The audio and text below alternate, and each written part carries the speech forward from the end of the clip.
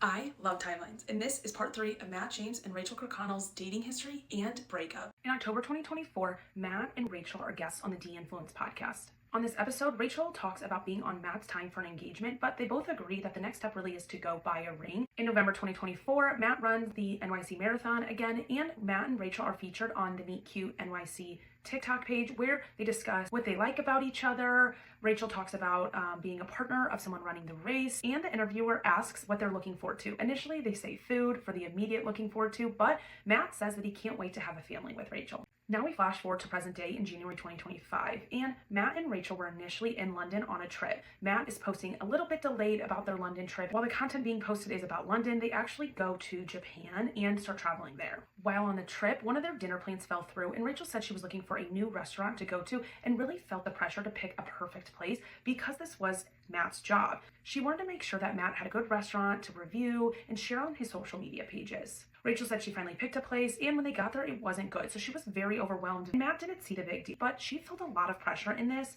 and in that moment, he wasn't comforting her or helping her through it. He let her just be with her emotions, and they had dinner in silence pretty much and went back to their hotel. She then said that the next morning, they woke up and went out to a market, and while on their way there, she could tell that the tension wasn't there from yesterday, but he was definitely annoyed with her, and so little things started to build, and by the time they're back at their hotel, they kind of got into an argument, with Matt saying he didn't really see himself marrying her or have a family with her. Essentially, Matt breaks off the relationship, and Rachael has to go from that fight, that breakup, onto a plane because she's headed back to Georgia for her friend's baby shower. Once Rachael gets to the airport, she checks in her bags, gets on the plane, and right before the plane takes off, she gets a text about Matt's Instagram post. Matt posted an Instagram announcing their breakup at 6 a.m. New York time. Rachael explains that due to some tech issues, she cannot connect to plane Wi-Fi's anymore. And so her plane takes off and she is offline for the next 12 hours. But the internet is running wild. There's so much speculation about what that post means, and Rachael hasn't commented. Then we see Rachael pop up on Call Her Daddy this week, where she spills all the details I just shared and more. After the Call Her Daddy episode aired, Rachael also posted a statement to her Instagram story.